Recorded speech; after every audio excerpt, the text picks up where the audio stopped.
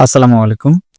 কাস্টমসে নতুন একটি নিয়োগ বিজ্ঞপ্তি প্রকাশ করা হয়েছে, যেখানে সিপাই সহ বিভিন্ন পদ রয়েছে। একটু মনোযোগ সহকারে সম্পূর্ণ ভিডিওটি দেখবেন। আশা করি আপনারা পুরো সার্কুলারের খুঁটিনাটি বিষয়গুলো ভালো করে বুঝতে পারবেন। প্রথমে রয়েছে 60 মুদ্রাক্ষরিক কম্পিউটার অপারেটর, গ্রেড 14, পদ সংখ্যা 2টি। কোন স্বীকৃত বিশ্ববিদ্যালয় হতে অনন্য তৃতীয় শ্রেণী বা সমমানের সিজিপিএতে স্নাতক বা সমমানের ডিগ্রি অর্থাৎ ডিগ্রি অথবা অনার্স পাস। উচ্চমান সহকারী পদ সংখ্যা 4টি, এটাও ডিগ্রি অথবা অনার্স পাস। ক্যাশিয়ার পদ সংখ্যা 4টি, এটা কমার্সে ডিগ্রি বা অনার্স পাস।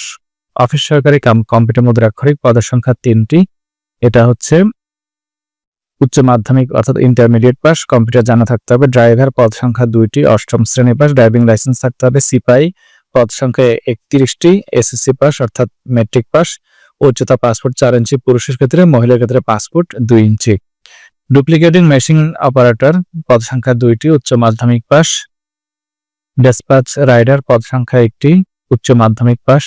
অফিস সহায়ক পদ সংখ্যা 15টি, এসএসসি পাস। এখানে প্রার্থীকে অবশ্যই বাংলাদেশের স্থায়ী নাগরিক হতে হবে। যে সকল জেলার প্রার্থীরা আবেদন করতে পারবেন এটা একটু খেয়াল করুন। ঢাকা, মানিকগঞ্জ, টাঙ্গাইল ও জামালপুর জেলার স্থায়ী বাসিন্দারা আবেদন করতে পারবেন।